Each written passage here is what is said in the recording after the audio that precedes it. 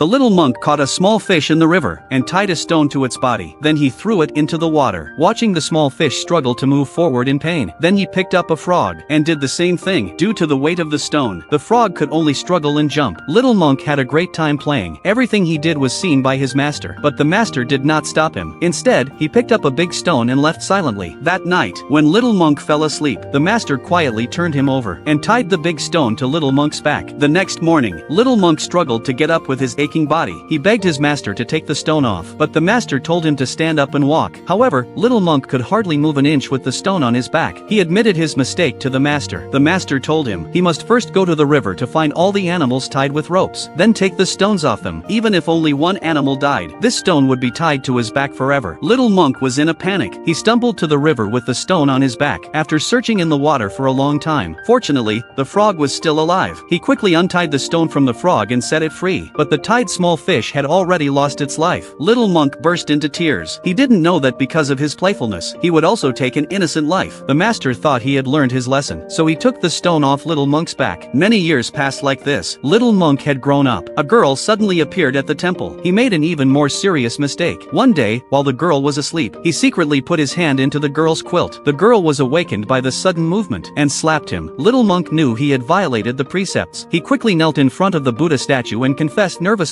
The girl was about to comfort him. Suddenly, the master opened the door and walked in. Little monk was too guilty to face his master, but that night, he sneaked into the girl's quilt while the master was asleep. This time, he completely crossed the line. To avoid being discovered by the master, they secretly rowed a boat to the middle of the lake. But the next morning, the master went out and saw the two people on the boat. He carefully pulled the boat closer. Then he gently pulled out the wooden plug at the bottom of the boat. After that, the master turned around and returned to the temple. The cold lake water awakened the two sleeping people. Little monk knew it was the master's punishment. He knelt in front of the door and begged for the master's forgiveness, but the master warned him to forget this relationship. Then he took the girl and left the temple. Little monk was punished to recite scriptures in front of the Buddha statue, but he still couldn't bear to let go and ran to persuade them to stay. However, the master still didn't look back. Since then, little monk couldn't sleep day and night. Finally, he made a decision. While the master was asleep, he took a Buddha statue and left the temple. However, the master wasn't asleep, but he still didn't stop the young monk from leaving. Many years later, the master found a wanted notice in the newspaper. He recognized it at a glance. It was little monk who had left more than 10 years ago. A sigh welled up in his heart.